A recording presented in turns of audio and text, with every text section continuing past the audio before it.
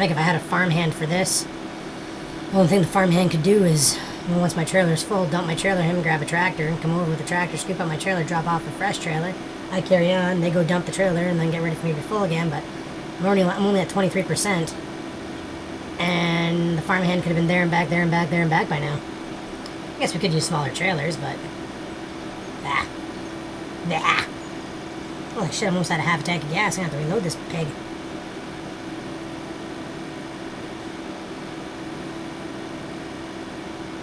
It's 6 o'clock in the morning.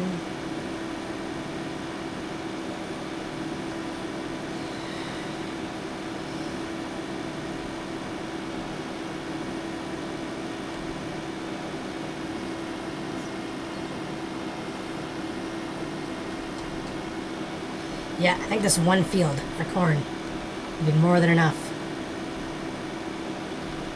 Mind if I do this field with canola. Holy shit, imagine the money I'm gonna make. I don't know if I can use this trailer for hauling, let me just check that. What can I use that trailer for? Where's the stuff I already owned? Where is that trailer? Is it that one? It tells me nothing! Well, you know what? We're gonna find out. Not now. But in a bit. Once we got that canola to pop, I'll buy one of those trailers. And then strap it on the back of the biggest friggin' rig I can find. And we'll see what kind of, see if we can haul canola. Just imagine 400,000 pieces of canola going down the trap. Holy shit, that's gonna be some bank. We are going to need the dirtiest tractor that I can find to haul that thing when it's full. Because like this thing here, just right now I'm only at 36% power. And I'm able to do 8 miles an hour.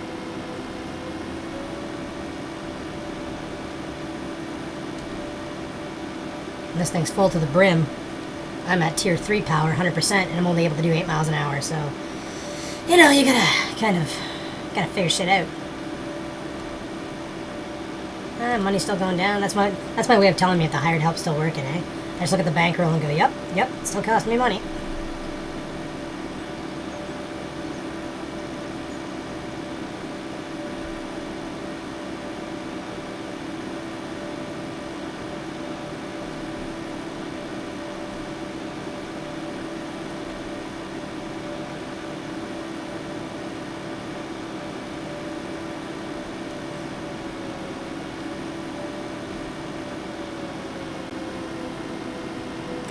Sure's costing me a lot of coin to run these stupid tractors. Especially when they run out of gas. That's one thing I don't have is a mobile fuel guy. I should probably buy one of those later on. Stick it on a little shitty red tractor. Just in case, you know, I'm out in the field and I'm harvesting and I'm not paying attention to my fuel gauge and I run dry. I can just jump in the red tractor, come up, fill up my guy, and get her done. But I still have 864 liters of fuel left, so we're doing pretty good. Find that funny. Gasoline's in liters. The speeds in miles. We're in Europe, and as far as I know, in Europe, the speed is measured in kilometers per hour. Correct me if I'm wrong, any Europe people out there. Mind you, this is the central Kansas map, so I'm not theoretically in Europe right now, but it is... Well, Farm Simulator 2013 was never really a European game, I don't think. I could be wrong on that. I don't know. Or I could be right on that, I don't know.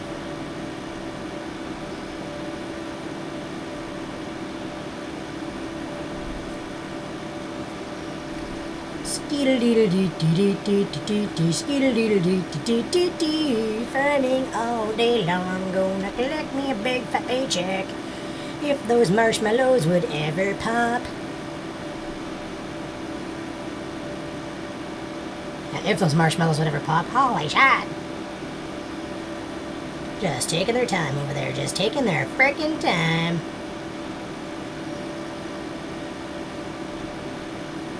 I don't know what's worse, the marshmallows taking their time to pop, or... Okay, honestly, what the hell's going on with that planter of canola? Why is he still consuming so much money? He was halfway done while I was over there. That's gonna suck. I don't think I'm gonna have enough room in those silos for all this maize.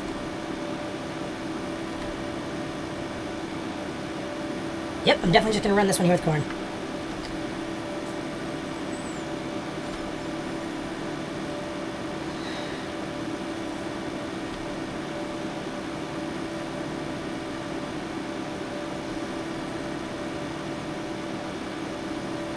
I still got to make the video on how to mod already modded tractors, like installed mods.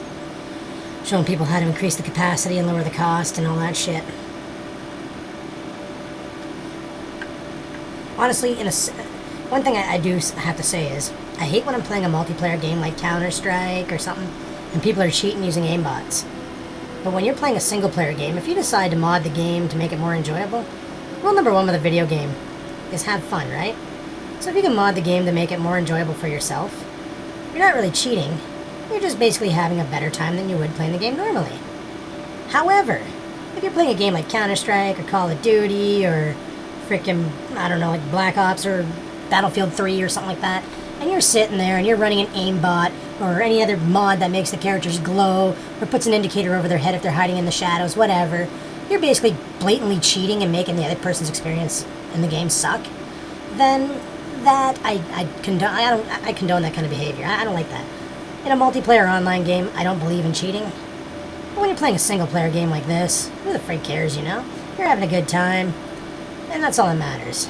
Now, some people sit there and go, well, I'm having a great time in Battlefield 3 when I'm running a freaking aimbot or whatever, a headshot bot or any other sort of add-on, you know? I'm getting all sorts of points and makes it fun. Yeah, well, you know what? What's making your experience better is not ruining the experience of somebody else, and that's not cool. Especially when that somebody else is me. Frick, I hate that. Sitting in Counter-Strike, minding my own business, you know, going around killing people. Then all of a sudden, Buddy Van Dudo's like across the map with a Glock, boom, headshot. And then all of a sudden, you see like up in the screen, it's like the next 3 guys after me, like within a second, he gets 3 headshots back to back with a Glock. And I'm like, are you fucking for real right now? There's no way you're that good. Now, of course, Valve has their little, what the hell is it? They got some sort of a VAC, Valve anti-cheat client. That thing doesn't work worth a shit. It barely catches anybody. It's supposed to catch you, and if you're doing something highly illegal, shuts you down. That's like when I was playing Grand Theft Auto. A lot of people are like, dude, just cheat. Use the cheat codes. Use the phone codes. Because you can get some phone numbers you dial into in Grand Theft Auto, right? And it'll spawn a car, or take away the cops, or put the cops in if you want. You know, that kind of BS. And I'm like, no. No, I'm not about to do that. I don't want to play that type of a game where I cheat and, no, I need a car. Boom, there's a freaking sports car sitting there ready to rock, you know? Or, oh shit, I'm about to die. Boom, I'm full health. I don't want to cheat like that. I like trying to play these games legitimately, so when I beat them, I can be like, frig yeah, I beat the game. This is awesomer than frig. Mind you, the only games I've beaten so far on here was Legends of Zelda, Grand Theft Auto 4, not really, because I rage quit at the end. I gotta finish that one, though. And I'm gonna do it. I'm just taking a break from it because I'm kind of TO'd. Sleeping Dogs. And what is the last mission, the last game? I did do Grand Theft Auto, the Lost and Damned, beat that one. Haven't bothered trying Ballad of Gay Tony yet. Been thinking about it. Not quite sure if I'm gonna or not. But, been thinking about it. And I'm thinking when Grand Theft Auto 5 comes out, this is what I don't get, right? Microsoft's already announced the Xbox 720. PlayStation's announced the PlayStation 4. However, they've already announced Grand Theft Auto 5 for the PS3 and the Xbox 360. Wouldn't it have made more sense for Rockstar to release them for the later consoles, just so they had that much more room to make the graphics that much more better, and to add that much more content?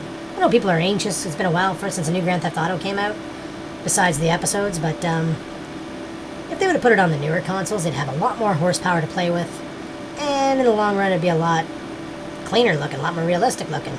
They'd have a lot higher polygon count to use for their rendering, and they could really give her stink. But no, they want to release it for the PS3 and the Xbox 360. Now, what might happen is they might release it for the Xbox 360 and PS3, and then revamp the game's graphics for the PS4, Xbox 720, and then shit that out later at a later date.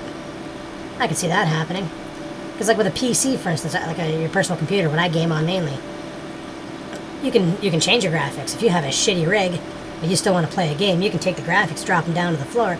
So like if you're playing Grand Theft Auto, it renders like really close, so you can't tell if there's a car on you until the car's on you. Or if you have a decent rig that can do it, like I don't say mine's a decent rig because my video card's a pile of shit, but if you have a decent rig that can handle the rendering, then you can crank the render distance far ahead and you can see those cars way the hell down the road. And everything looks crystal clean and it looks just amazing.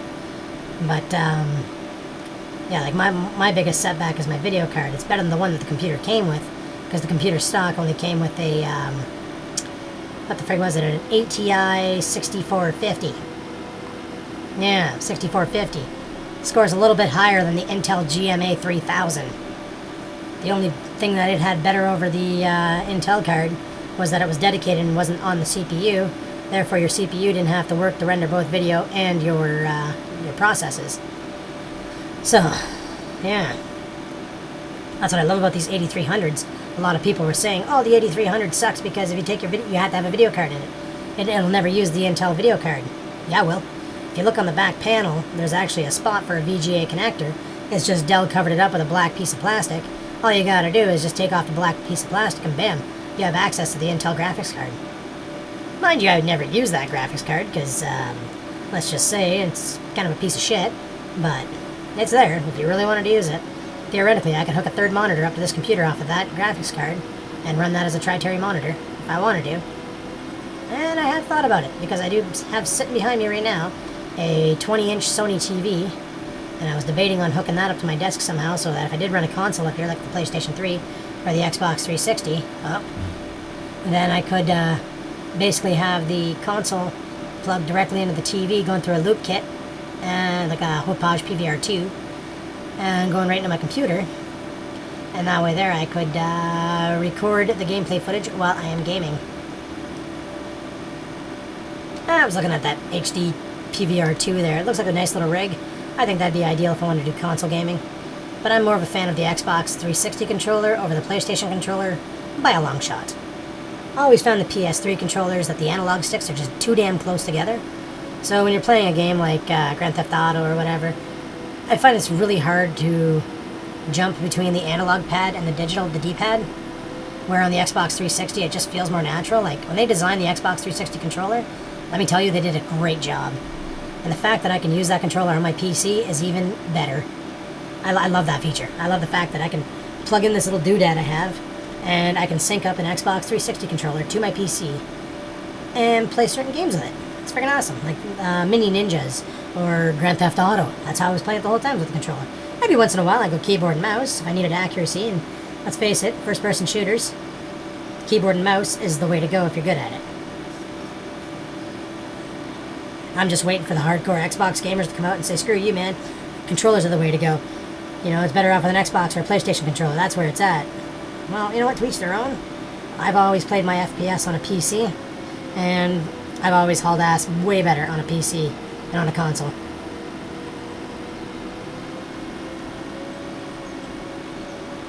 First FPS I ever played on a console actually was Halo 1 on the original Xbox, and I didn't do too bad, but I was really having a hard time grasping the concept of two analog sticks, one to look around, one to walk and strafe. It took me a bit to figure that out and actually start doing good. What I don't get is how people can play real-time strategies with a controller.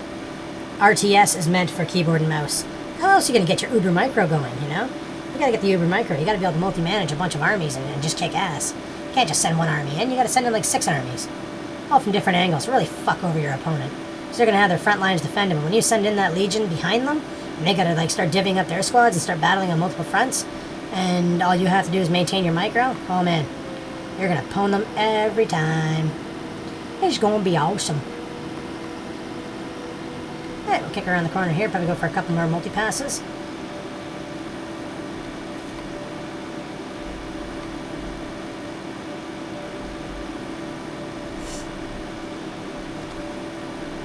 Couple of more passes down the lane, we're gonna collect some snot to turn into gasoline. Skaven Fuels. Bringing fuels to vehicles since 1902. Skaven Fuels.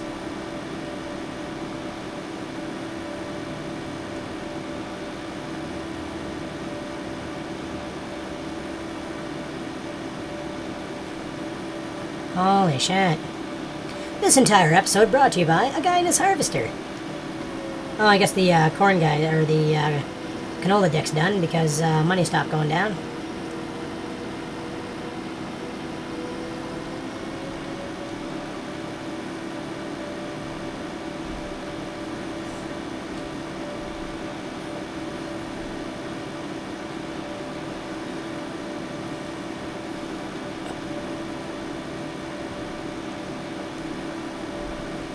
Oh my god, we're almost full again.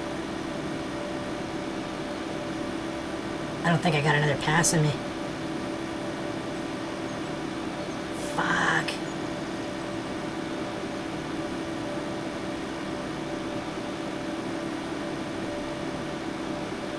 Well, I'll top this one up and then I'm going to send the rake down here and replant the maize.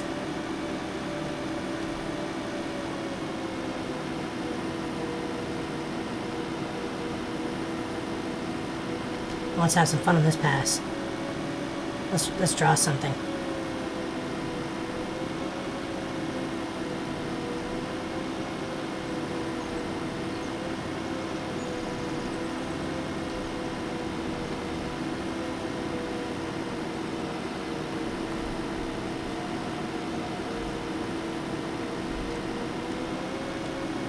The fuck did I just hit? That was dicked.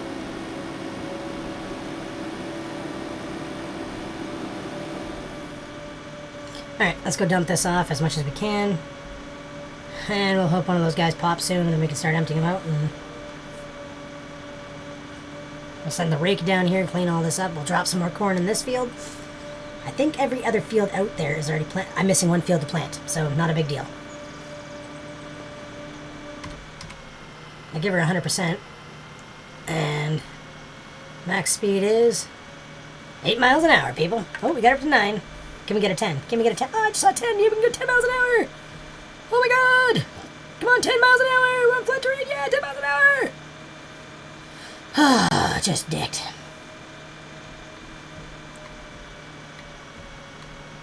Alright. Open door. Open sesame. I'm getting 20 frames a second. Watch out, people. It's going so fast. And kick her down here.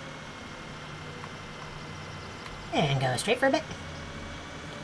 And we will start unloading the guy as soon as it gives me permission.